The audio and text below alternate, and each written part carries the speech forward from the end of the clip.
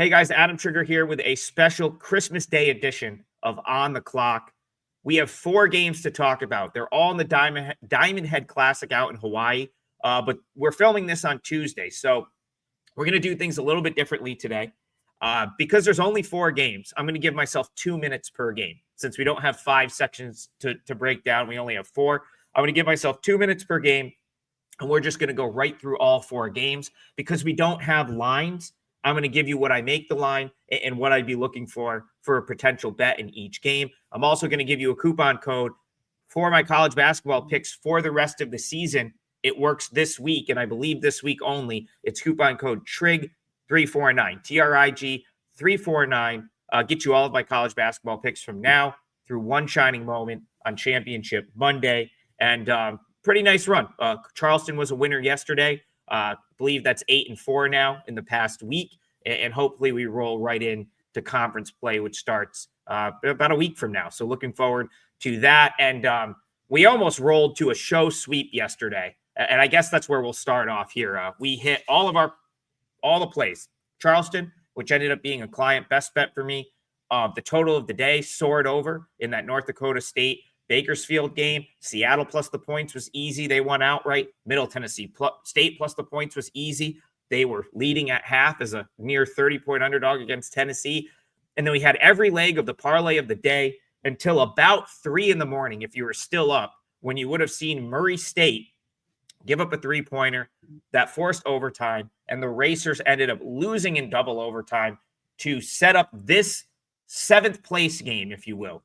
The breakfast matchup on Wednesday, 2 minutes on the clock, and we'll start breaking this one down. This is Loyola Chicago, Murray State. These games are always super challenging in these MTEs, 3 games in 4 days, 3 games in 3 days. You always have 2 teams that get to day 3 and that have lost day 1 and day 2. And you've got to figure out if they care or not. If which team really wants to leave the island with a win, which team just wants to get on the bus, get over to the airport, and get home. And that's always the biggest challenge in these MTEs. I think, Loyola Chicago, if they were fully healthy, they may very well have won this MTE. Remember, they're basically without 3 starters. Justin Moore, I think he might be out for the season. Jaden Dawson, we haven't seen him since he got hurt in the USF game. And then Kamani Honosu hasn't played since the San Francisco game.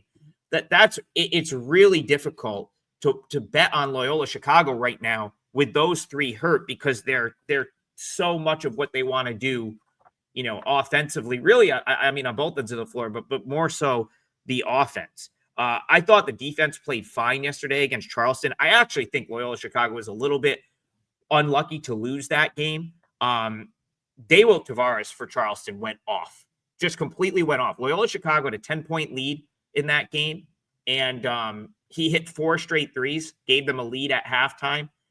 And then Loyola Chicago just self-inflicted wounds, 18 turnovers, 6 of 24 from 3, missed some key free throws. They out-rebounded Charlestown 36-26. I really feel like they outplayed them. But I don't mind this Murray State team, and that's where I'm having a hard time finding a way into this game. I have this at pick. I'll be interested to see what the books put up for a line here. I make this pick. Murray State is a team that's got 7 upperclassmen. Steve Prom is probably going to figure it out at some point with this group.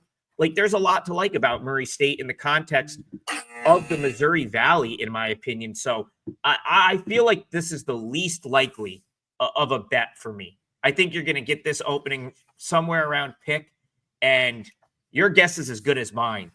Which of these 2 teams sort of cares more or is more interested in this game? So I really have nothing for this one. I think it's a total toss-up, and I'll be interested to see what the number is. I was really hoping we would get Charleston Murray State. That's the matchup I wanted, and that's the matchup if our parlay won, and Murray State didn't give up that 3-point shot that we would have got, but it wasn't to be. So instead of Charleston Murray State, we get Charleston Charlotte, the 2 winners of the losers bracket games yesterday, if you will. And we'll throw 2 minutes on the clock. I cashed with Charleston yesterday. I feel fortunate. I feel like they got outplayed. I feel like I need to send a Christmas card to Daywilk Tavares for completely bailing us out in that game. Because Ante Brozovic didn't play well, hasn't played well in either of the games so far in this tournament so far, got out-rebounded, sloppy play. Again, Tavares shot the lights out, completely changed that game.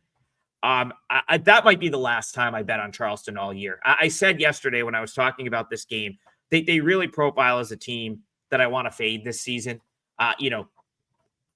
Chris Mack is a decent coach. He's not Pat Kelsey.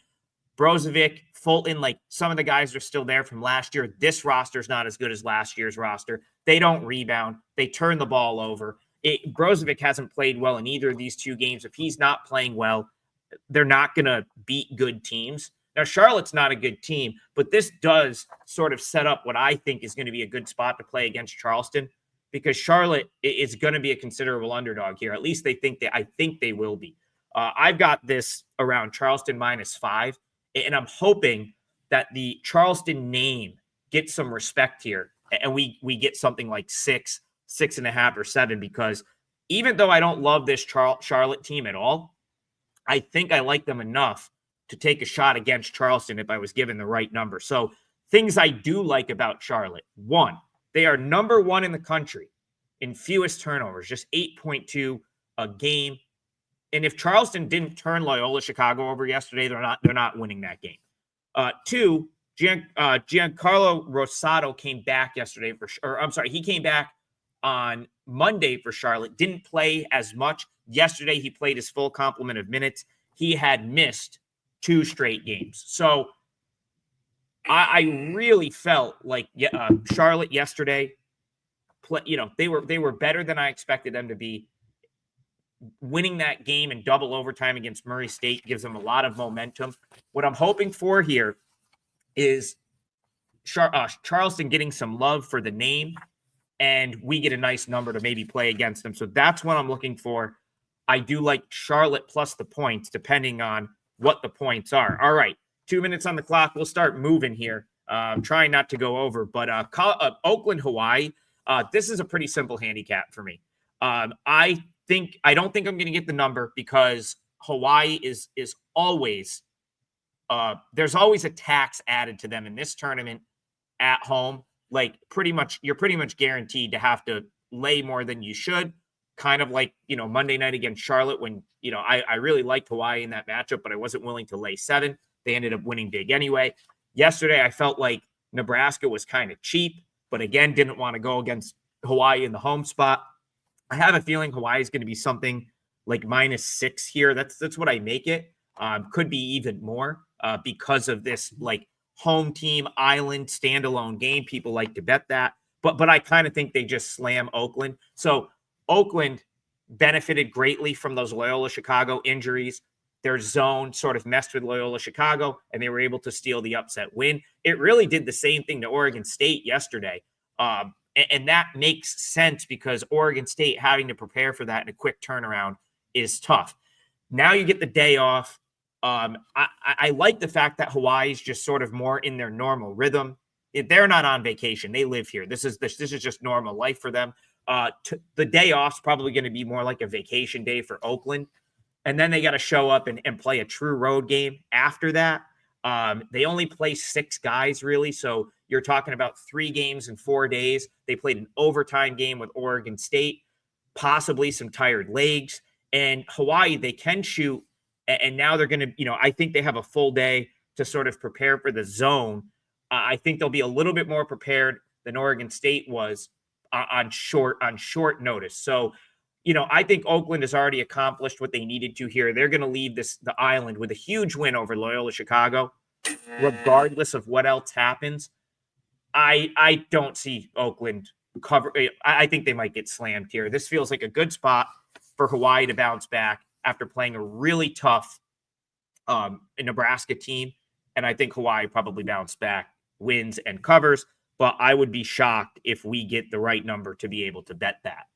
Which brings us to the title game and I guess the deserved title matchup here. I'm really glad Oregon State came back, won that game to set this matchup up because we're going to get a really good game here, in my opinion. This is going to be Oregon State, Nebraska in the championship game of the Diamond Head Classic. And, both teams have been solid this year. But the way I'm going to look at this is I'm hoping that Nebraska gets some love for being in the primetime slot the last two nights and blowing out lesser opposition. So Monday night, Murray State blowout win. Last night, Hawaii blowout win. Covered both of them. The betting public has likely covered along with them. And I'm hoping that the books kind of put that tax in a little bit here on Nebraska, especially after everyone just saw Oregon State struggle as a 10-point favorite with Oakland. But I can explain that a little bit. We already talked about it. Oakland plays a tricky zone. Tom Izzo talked about it last week when he had to play against it. He said he always struggles to prepare for Greg Campy's zone. It's just a weird zone. And I think Oakland was able to sort of catch Oregon State off guard a little bit. And in the nick of time, Oregon State figured it out, came back, tied the game, and ended up winning in overtime. They have 2 losses this year. Oregon State is much better than I think anyone anticipated. They've got 2 losses. One of them, they blew a 10-point lead to Oregon and lost by 3, covered the number. And then they went on the road and lost by 3 to a very good North Texas team and covered the number in that one. They've got 8 or 9 guys that all contribute. Lilavicius, which I probably butchered his name, kind of got in late. As a freshman, he's ended up in the starting lineup. So, Fala from Southern Utah has been really good. You don't always get that type of production when you have a guy. Parsa Fala comes from Southern Utah, the WAC conference. He's kind of stepped in and been awesome for this Beavers team. So I really think that they're much better than the market had them coming into the season. Of course, they went on a crazy run of covering games, which had them inflated coming into this competition. But now, after struggling yesterday with Oakland and going to overtime, and Nebraska winning big, I wonder if maybe we get the right number to take a shot with Oregon State here. I make this 3.5 on a neutral, maybe 3. I guess I make this 3 on a neutral in this spot.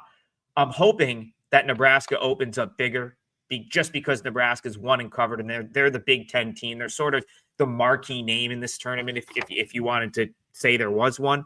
But Oregon State, I like what I've seen out of this team. I don't think coming into the season they were getting credit for how good this roster is, and the fact that they play 8 or 9 guys, and all 8 or 9 guys have been healthy all year, and they're starting to gel. And I've been really impressed with what I've seen. So I'll look at Oregon State as an underdog if we get the right number. That might be an option for me on Wednesday for the Diamond Head Classic.